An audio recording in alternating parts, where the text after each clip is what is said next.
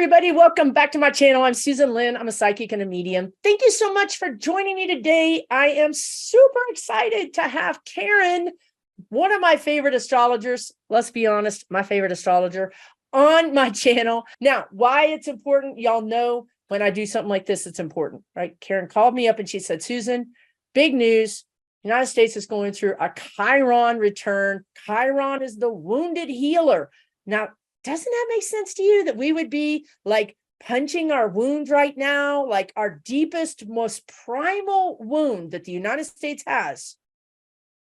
We're having our return right now in that Chiron wounded healer.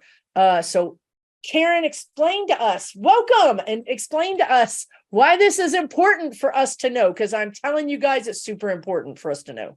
Thank you so much, Susan. It is very important. I was reading a reference book on Chiron because I'm planning to do a lesson on Chiron on my website. And the person who wrote the book mentioned that the United States has a Chiron, and it was in Aries. And I was like, oh my God, the United States has Chiron. We all have Chiron. We all have a deep wound in our chart that we incarnate with. It never occurred to me that the country had a Chiron. The country has a deep wound. I thought, well, I got to find out more. There was nothing more in the book, so I had to go and look it up.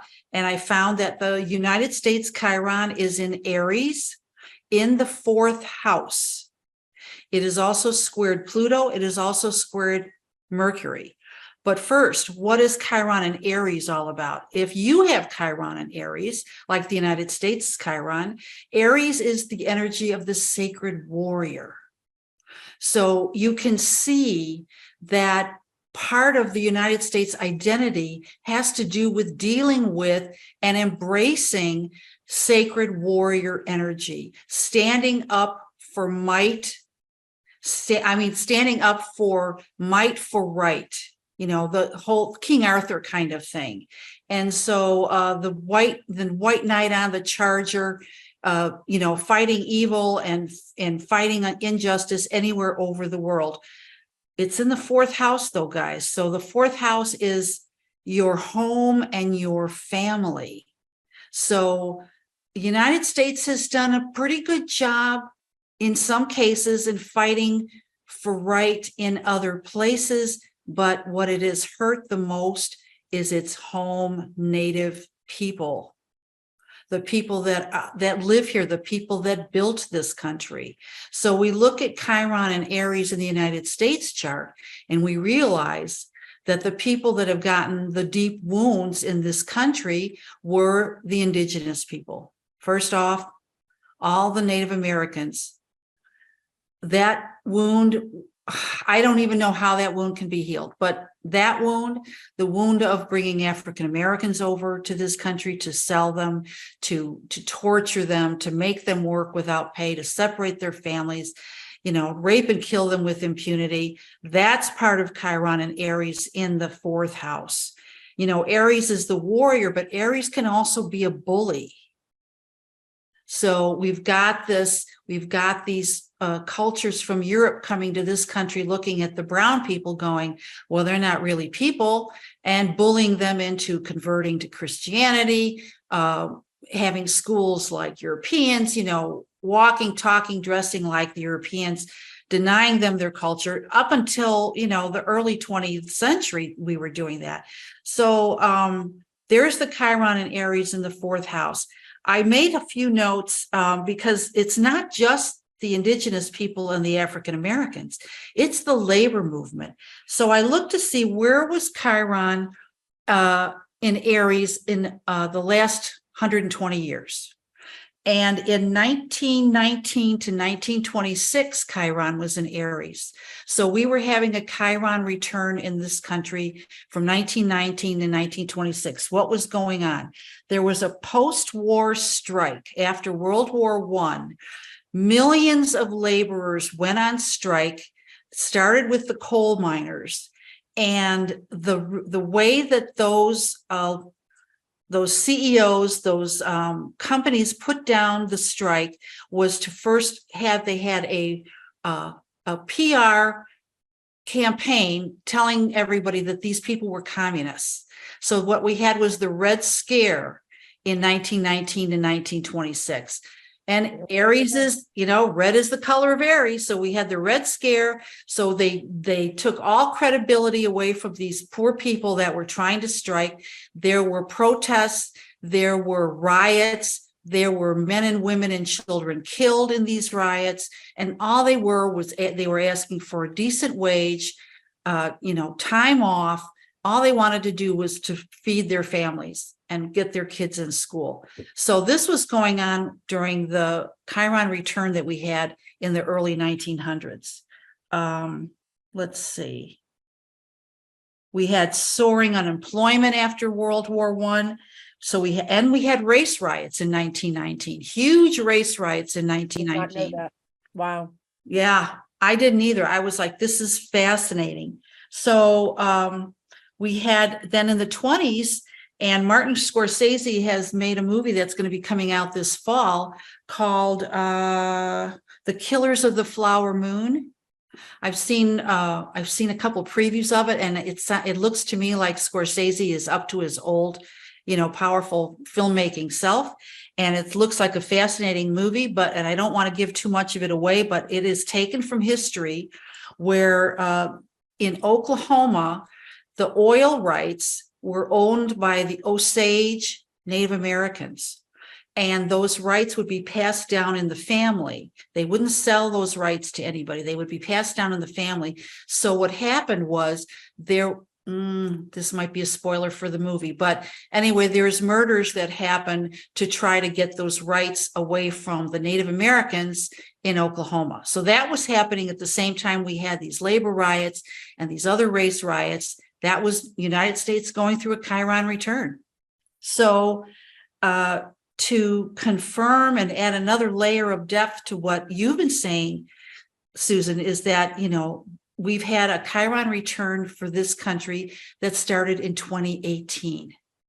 Now, this was 2 years into Trump's presidency, and we were well into the kind of border tactics that they were separating children from their families and arresting people, and kids were dying because they weren't getting water and medical attention. I mean, this is part of that wound. This is part of that scar that we continue to do that kind of stuff. So that started in 2018. It will continue until 2027, sorry. April of 2027. Mm-hmm. Okay, 2027. And that bully energy, that bully energy, that Aries can also be a bully. And something that I've learned from you is that an astrological sign can have sort of express the lowest vibration, all the way up to the highest vibration. So if you take a Virgo like myself, perhaps the lowest vibration is nitpicky and perfectionist and critical, right? And yet the higher vibration may be one of a service, healing. Yes. So it's up to us, right? It's up to us within our own, astrological sign. So the Aries, certainly probably one of the lower vibrations, is this bully, kind of energy. But you were saying the higher vibration is the sacred warrior. Yeah. Turning that bully into a helper, a warrior. So it's very interesting. So this is just fascinating. So what I feel like you might be implying, and please tell me if I'm not putting two and two together here, is again, this deep wound that the United States has, that perhaps began with the inception of our country, with the inception of the discovery of this place and the otherness, the basically, as you described so aptly, about the Europeans coming in and saying, we are better than everyone else, and we're going to take this over, and then we're going to make everybody dress like us and do the things that we do.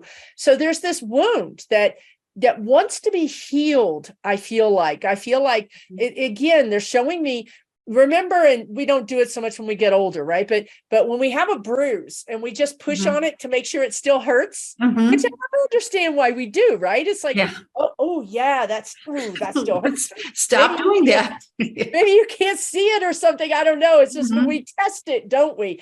This is what Mhm. we're doing here. We're going back. This return allows us to go back and say, yeah, ow, that still hurts. We Mhm. have not healed this.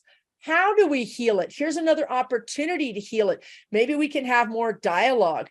Maybe we can talk more earnestly and openly Mhm. about these things. Now, at the same time, we went to the, if you talk about Aries, we went to the warrior, to the sacred, sacred warrior, and we got Biden in. We got rid of the lower vibration of Aries, and we got rid of Trump.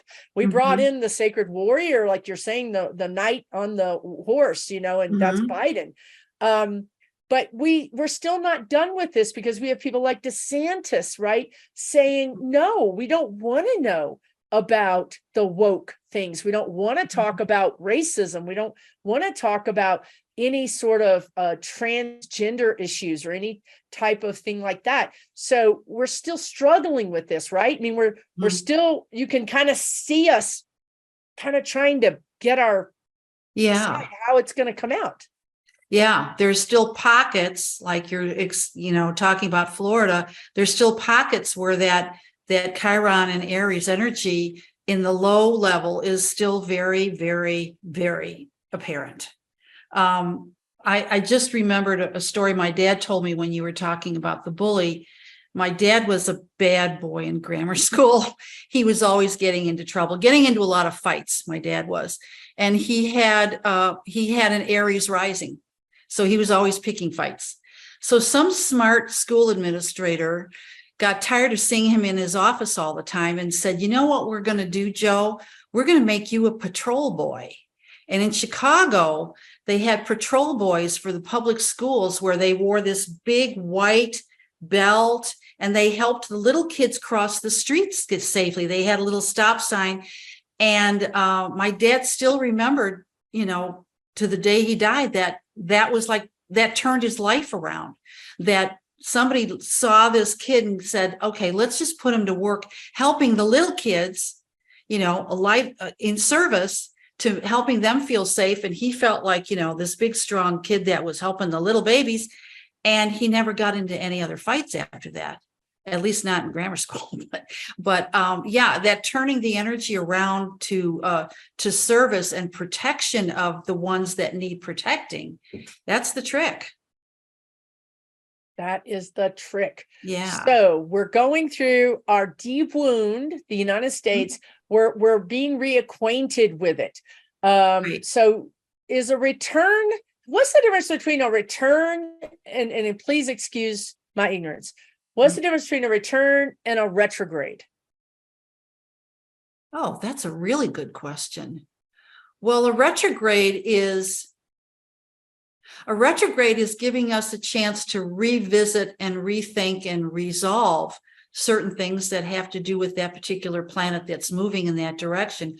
A return is sort of the end of a cycle. So you're not only looking at the things and reevaluating things and re-experiencing things, you're also realizing that I don't have to do that anymore. That's over. We're getting ready to wipe the decks clean and move into a new direction.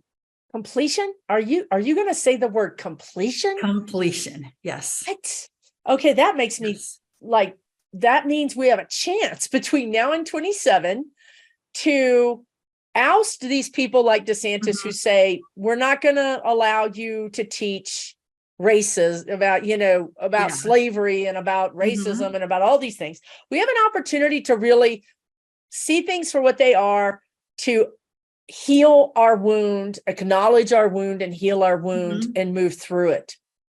Yeah. But when you have a return of any planet, as a person, what we do is we look all the way back, whether it's a 12-year period or a 30-year period like Saturn, or even a 2-year period like a Mars return. You look back over that period and go, well, what did I do with that energy? Oh, I made this mistake. Oh, this went really well. So we look back, we see everything, we evaluate it, And then we don't judge it so much as that we just see it for what it is. And then okay, I got it. Won't make that mistake again. Move forward to the new part of the cycle. So a Chiron cycle for this particular one, the last one was we had one in the 60s. So we had one during the Vietnam War protests. Yes, I was just going to say. Civil rights. Yes. The women's movement started in 72. Yes. So that was the last time we had a Chiron return. Yes. So it's been since then, since we've had a Chiron return.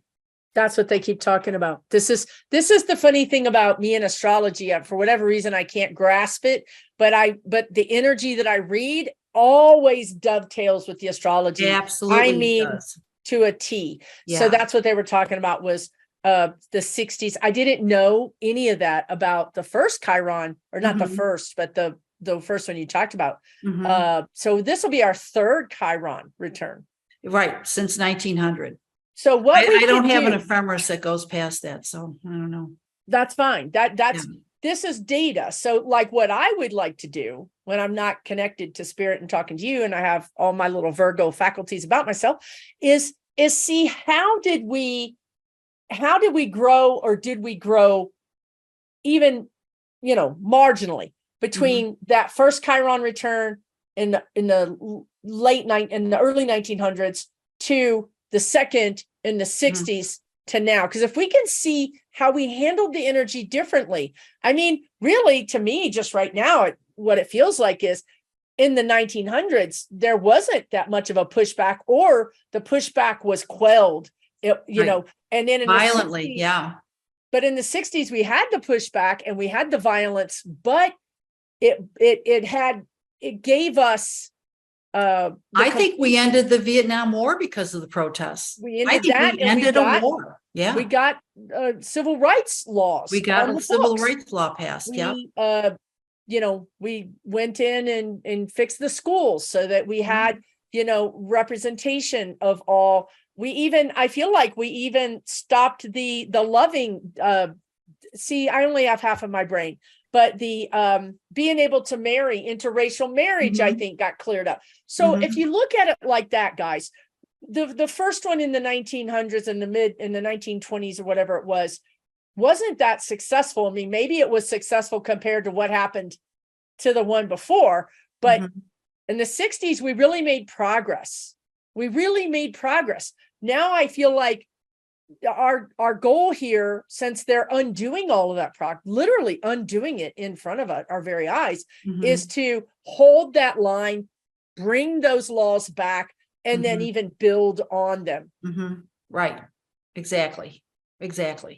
You think about, I remember telling somebody not that long ago, well, what did all those protests against the war do? And I said, it ended the war.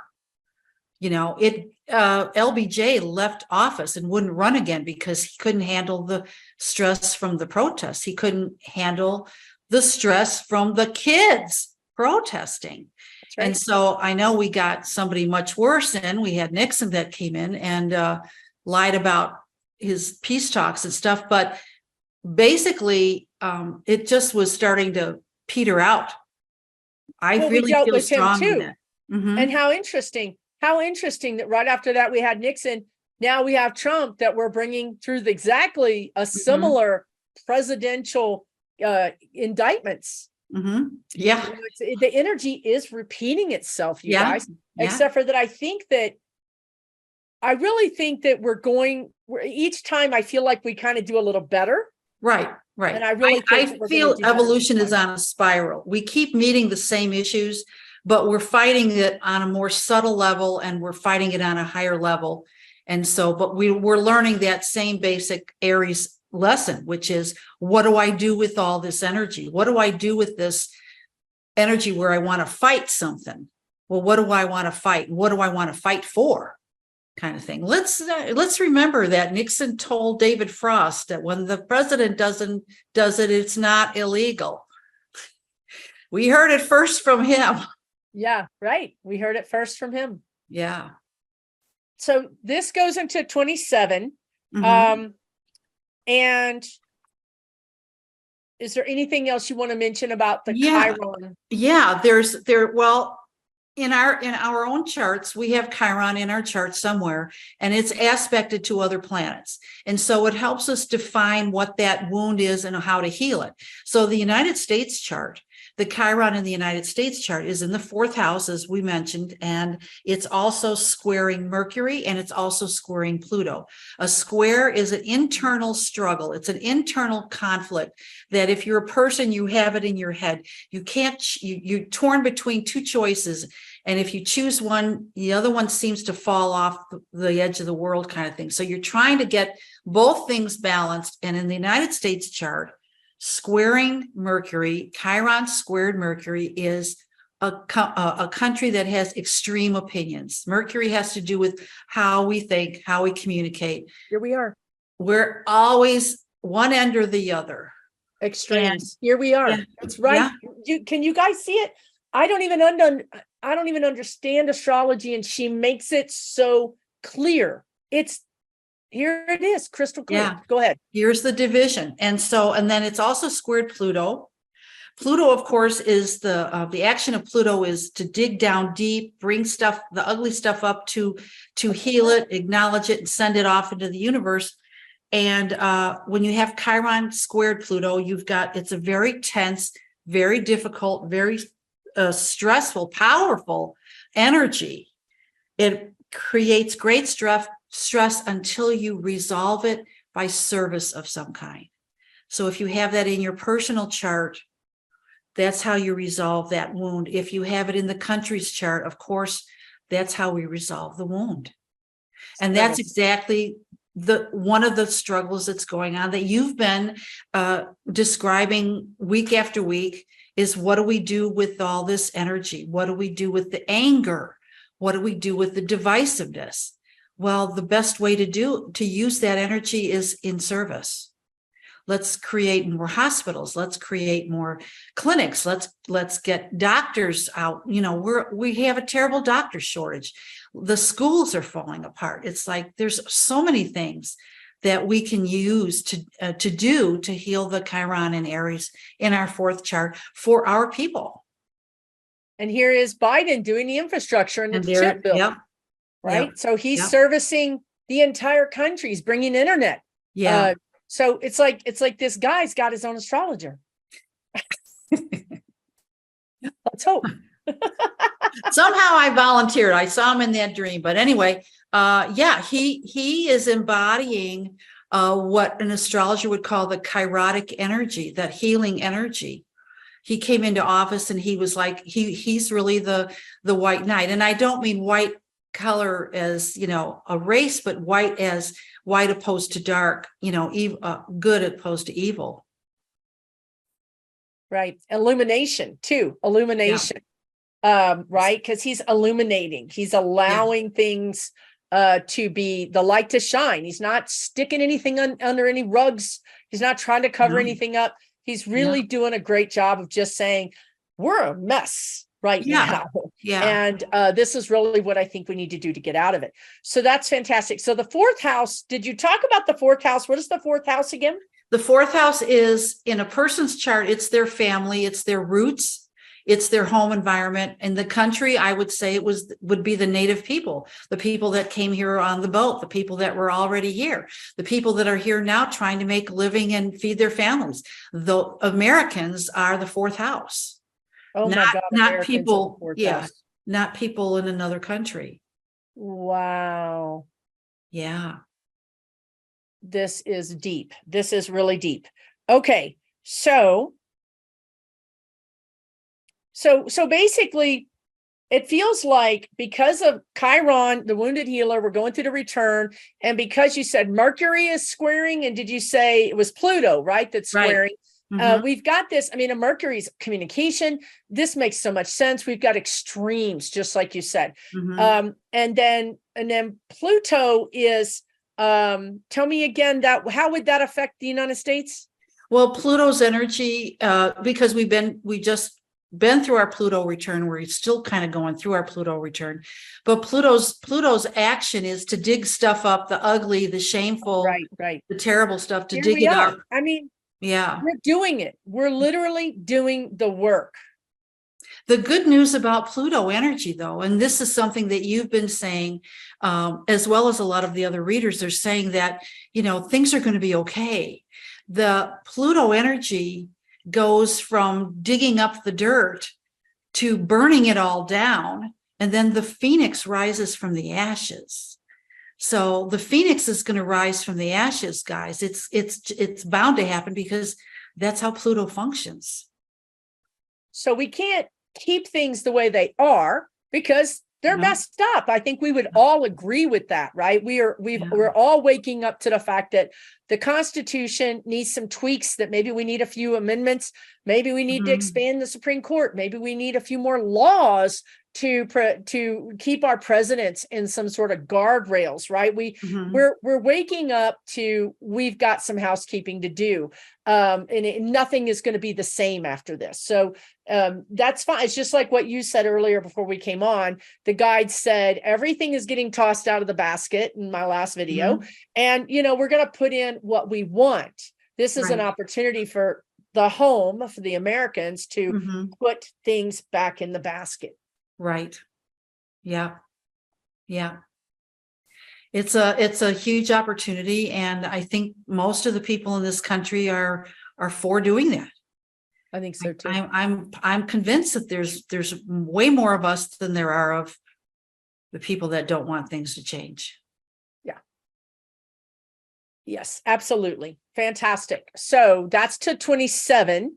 Now to 2027. Now you wanted to also briefly talk about the two planets that could be historic. We think this is absolutely historic, like as in maybe never happened in the history of the United States of America. Right. So far, it seems like this is the only time this has ever happened, is that we've got 3 of the outer planets moving into new signs within like 2 years of each other. So we've got Pluto. We've all talked about Pluto going into Aquarius. That's going to happen in November, actually, a little earlier than I thought. I thought it would wait till January, but actually it's before the holidays. Pluto moves into Aquarius and stays there pretty much, except for a short time and a year in the fall. I think for about 6 weeks, it moves back into Capricorn. Probably got some more criminal stuff to finish up, convict a few more people, sentence a few more people maybe, but then it goes into Aquarius and stays there for quite a long time. The planet Neptune, which takes quite a long time to move through a sign of the zodiac, moves into Aries, and the planet Uranus moves into Gemini. And so this could signal a huge shift in consciousness. I know we've been talking about it for the past 10 to 12 years, and then the last couple of years, shift in consciousness. But now we've got the outer planets that are really, I think, going to establish us in that shift where there's no going back. Lock us in. They're going to lock us in. Yeah, lock us in. Exactly. Lock us in. And Neptune in Aries Neptune has a lot to do with spirituality and inspiration, and having that in that Aries energy of the sacred warrior, I think is not the bullying kind of energy. It's lifting that Aries energy. Neptune is lifting it to an inspirational, true spirituality, being assertively spiritual, which means we're not hiding it anymore. We're comfortable on our path. We're comfortable talking about it. We're comfortable showing it to other people. We're comfortable doing our path. And then Uranus and Gemini, I noticed just before we started the recording that the planet Uranus in the United States chart is also in Gemini, which means in 2025, we will have a Uranus return in the United States. So Uranus blows things up, changes things from the ground up quickly, radically, abruptly. There's no waiting around with Uranus. It's like a stick of dynamite. Boo! The old thing is blown up, and now we got all these pieces floating down to put it together the way we want to, or throw them out. And Gemini has a lot to do with business, communication, how we speak to each other, how we communicate. I think more breakthroughs in technology, and how we communicate with each other from one coast to another, maybe from one country to another. But Uranus is the planet of freedom. So I'm thinking our Uranus return, crazy things might happen, like, repaying the slaves, restoration of wrongs that happened, 200, 150 years ago. Things that, people might be thinking about or talking about now, but then they run away from it because it's too radical an idea. With the Uranus return, nothing is too radical. And I think that goes to what you were talking about in your yesterday video about the Gen X people. They're going to be like, no, we're done with that. Uranus blows up tradition. Uranus blows up conservatism. Uranus blows up whatever we've done before just because that's the way we've always done it. Uranus goes, no, not good enough reason. We're going to do it this whole new way. That's Gen X. That's exactly what you're saying. Gen X, so tell me when that happens. That happens in July. Interestingly enough, it happens 2 days after the 4th of July, July 6th in 2025. So in 25, all I can say to that is that, Biden is going to be president again. He will have won in 24 in November. We'll have a new Congress, or a lot of new members in the Senate. We'll have a Democratic Congress and Senate. And it's going to take a few months for that to gel. So I feel like that's going to gel. You're talking about maybe 6 months. Yeah. And really kick off about the time that this Uranus Gemini thing happens. And that's when you're going to see, you could see people in the streets. You could see these younger people in the streets. You could see them putting pressure on Congress, putting pressure on Biden, much like the way you talked about, was it LBJ that you talked about, that was just like, I can't deal with this, right? And when you were talking, I was remembering like Martin Luther King Jr., meeting with him saying, hey, I'm representing these people. Let's work out some kind of deal here, right? Yeah. So this big kaboom could happen around that the beginning of Biden's second term. Right. But also with all this new energy of potentially new, younger people in the Senate, new, younger people in the House, this influx of new, young energy. Because listen, McConnell's not going to be there. Feinstein's not going to be there. But also a whole lot of other people aren't going to be there. So a lot of seats are going to open up all of a sudden. It's like doors just open up everywhere. In sync. Right. And so I think we're going to see a lot of younger energy. So that's fascinating. Yeah. And, there's no coincidences. So Uranus energy is very revolutionary. And the fact that it's happening, that it's moving right into Gemini 7 months after the election, when they're okay, let's get to work. I think it's perfect timing. And also in the middle of our Chiron return still. We're still experiencing the extremes in the media. We're still experiencing all of these other things. And then also overlay the other thing that you talked about, was it with Neptune? With the Neptune is going to move with the spirituality. So now we have all three of these things spinning at the same time. That is incredible change agent right there. That is nothing will be the same after this. Right. Nothing will be the same. But I don't feel it. I do not feel it being the end of our democracy. I don't feel it being the end of the United States. No. I feel like it's an elevation. It's like a springboard. It's as if the United States, the consciousness of the United States as a whole, gets on the trampoline and springboards into a new dimension. Maybe this is part of our ascension process. I think the moon in the United States chart is in the sign of Aquarius. And it means many things to have your moon in Aquarius. But one of the really interesting things about moon in Aquarius that I find really fascinating is that moon in Aquarius gives you the ability to unwind very big, tangled up problems that start somewhere way in the back somewhere. Somebody made a boo-boo, and then this whole thing, you've got this huge, big tangled ball of yarn that you just cannot untangle.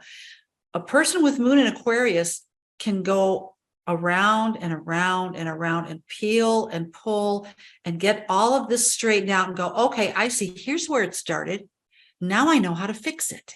Wow. It's wonderful. And that's what our country has. Our country has the ability to do that. We have the ability to go back and fix it. Oh my God, that's the best news I think I've ever heard. Yeah. Wow, that's amazing. That is amazing. So we've given you guys, the viewers, a lot to think about and a lot to talk about. And I hope that you And a lot to look forward to. And a lot to look forward to. And I think that, forewarned is forearmed. You can look at this chaos, right? I mean, who is it? Uranus that blows up things. Mm-hmm. You can look at that. We can find fear in anything, right? I mean, we can find fear and uncertainty and change. And we're certainly going to be going through some really big changes and quite possibly some rapid changes. But the reason Karin and I are talking to you today is to give you this heads up about the next couple of years and to know that whatever changes happened, they're for the best. They're really and truly to go back, like she's saying, this moon in Aquarius, to go back to the beginning. Let's unravel this. How did we end up with DeSantis? How did we end up with Trump? Where did it begin, right? What power broker showed up on the scene and made it okay for everybody to be worse than the last one? Mm-hmm. And how do we go back and hold this accountable? Where do we as Americans want to say, that's enough? We're not going to put up with this anymore. We're going to put a stop here. We're going to say that this isn't acceptable, right? So very interesting. Now, so in our personal charts, because every time I talk to you, and I've had many readings by Karin, and I just want to say this too. I'm in my second Saturn return, which if you're around 57 to 60, you should get a second Saturn return reading done, because she told me so many important things that are literally just usable in my daily life. Like one of the things was she had no idea that I was traveling here. And I did this reading about 6 weeks ago. And she says, gosh, I'm seeing this, around. I would just say, be a little bit more careful when you're traveling on these dates. And I'm like, oh my God, I'm driving across the country during that time. She didn't know, right? So I took it under advisement. I forgot about it, is what I did. So now I'm driving here, and I literally saw my life pass before my eyes many occasions. And I literally got here, and I remember just laying on the couch going, I made it. I'm alive. I wanted to get out and kiss the ground. And I drive. I do this every year. I drive to different states. I drive mountain roads. I mean, I'm a pretty good driver. But my God, it took me about 3 days, and I was like, oh my God, Karin told me to be careful. I wasn't paying any attention. I wish had I really paid attention and made a note, everything that happened to me in that drive would have made all the sense in the world. She's like, just don't rush.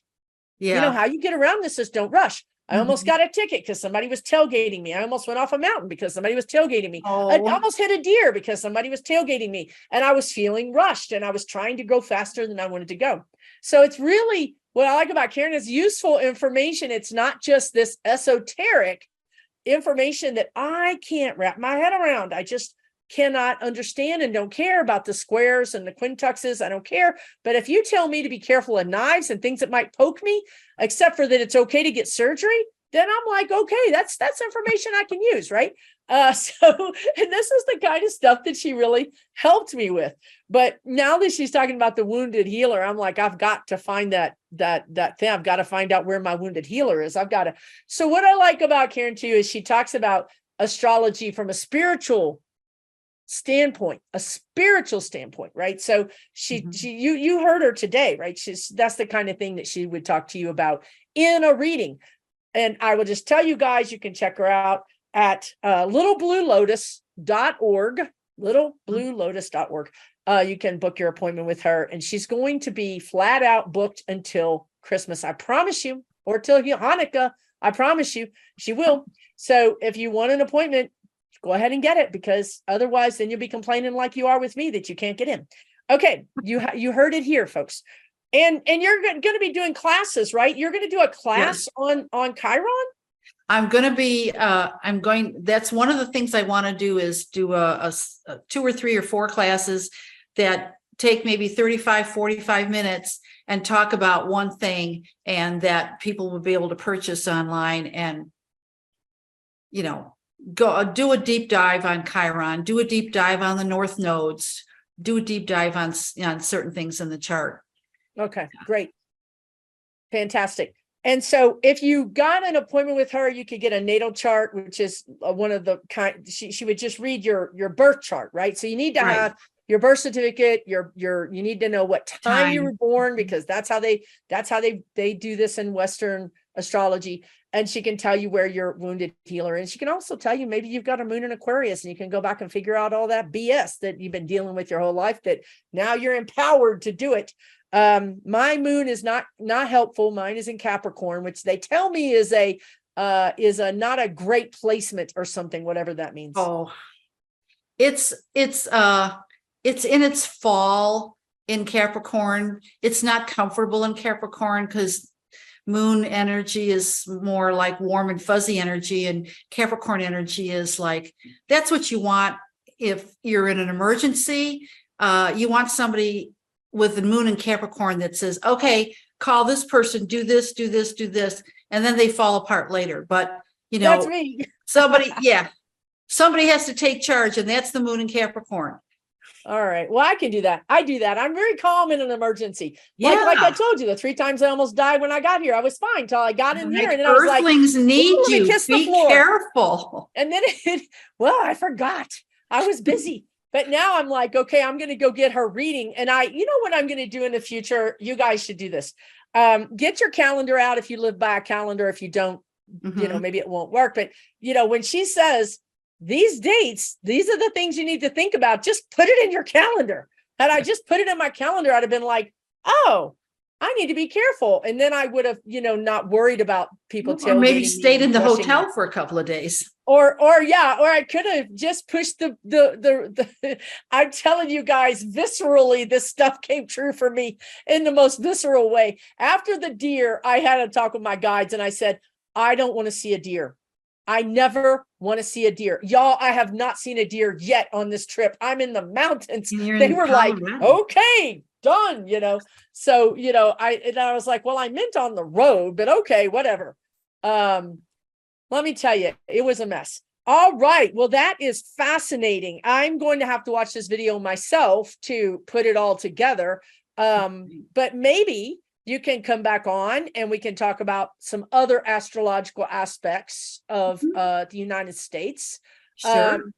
Okay. So I'm going to say something else that's going to blow your mind probably. The world, do we have this is crazy, but this is welcome to the world, y'all. Does the beginning of man have an astrological chart? I've not heard of one. If there is one and anybody knows about it, I'd love to hear about it, but I have not heard of one. So otherwise, what we would do is we would take countries, like if you're in the UK or you're in Australia, you could figure out the chart for your country, and how you figured that out is like the signing of its independence. Oh yeah, I think England has a chart for sure. It might start with like the signing of the Magna Carta or something. Yeah, there are some countries that have charts. Yes, there are. Very, very cool. Okay. Yeah. Well, I know the United States does. We have our chart. That's how we know. Right. And it's makes sense because it's accurate, because we're living it right now. Yeah. It literally is accurate because we're living it right now. Exactly. It's like we don't have to say, why is this happening now? We can look at the chart and go, oh, this is why it's happening now. That's one of the things I love about astrology. It helps to see when things begin and when things will end. if you're going through a tough time yourself and you're like, oh my God, I just can't, the hits just keep on coming. When will it stop? Astrology will tell you that. And explain why they're coming too. And explain why they're coming. Yeah. Yeah. Oh my God. Thank you so much, Karin. I really appreciate you coming on my channel. I appreciate all of your advice and all of your just amazing knowledge, unique knowledge around astrology. So thank you so much. Oh, thank you for the opportunity, Susan. Thank you very much. You are welcome. All right, everybody. If you're interested, you know where to find her, littlebluelotus.org. I'll leave it in the description as well. And if you are watching me because you're interested in astrology and you're like, who is this Susan person? Well, I hope you check out some of my other videos, and I hope you maybe subscribe, stick around, see what else. You never know what's going to happen on this channel. Be honest with you. So at least there's always something new going on. You guys all take really good care of yourselves, and we'll talk to you soon. Bye, everybody. Bye. Well, I got so wound up about America's wounded healer, Chiron return, that I forgot to mention that Karin has her own YouTube channel. Please check it out. She's going to be posting more and more important, informative videos about astrology there. So I'm putting it on the screen. It's Little Blue Lotus Astrology on YouTube. Hey, thanks again for tuning in. You guys take really good care.